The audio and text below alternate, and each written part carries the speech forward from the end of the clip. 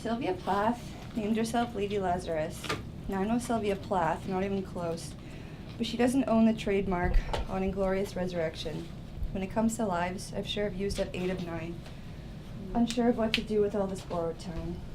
Coming back from the dead, now that's the easy part.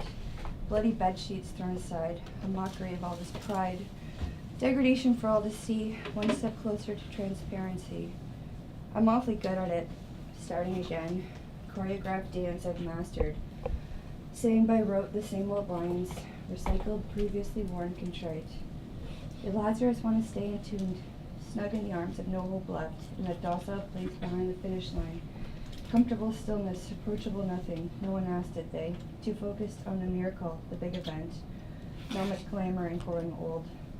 I wanted it, more than I care to admit, the tragic heroine death. The romance of a life cut short at its climax. Tell me, what's the poetry in approaching middle age? Was not much to show for it. Yet so much potential, how sad. To step into the formidable shoes of this supposed potential, and risk finding it, as Nietzsche's dead god was, in a substantial platitude that has outgrown its purpose. Nostalgia for something never realized. After all, nothing is more boring than requited love.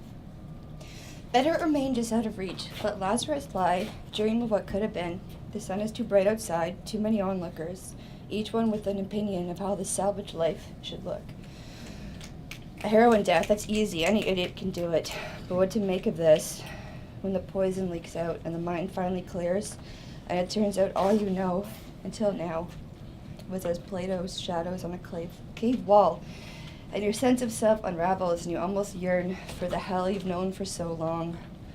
Familiar pain, routine mess, you're an expert in that field. Too much gets in, too much has always gotten in, and now your shield is gone. You're far too permeable to go on this for long. Humming brain, wailing soul, ache behind the heart, loneliness that can't be tamed. Sylvia knew these things, as did Hemingway, Bukowski, Kerouac, so they drank and made friends with death, an awful clarity they're trying to forget.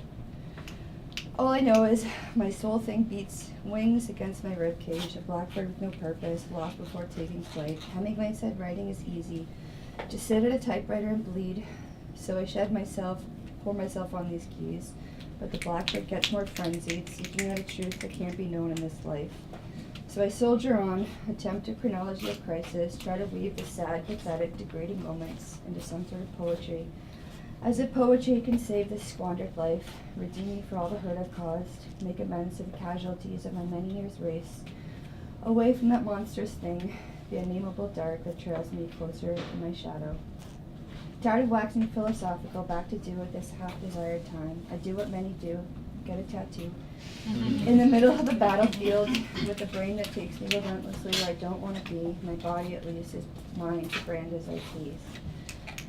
Sylvia knew it, how Lazarus, miraculously resurrected, given the precious gift of life, could spend it trying to get back to his cave, and how she, after beating death all those times, could arrive at the end of it, kissing the gas oven.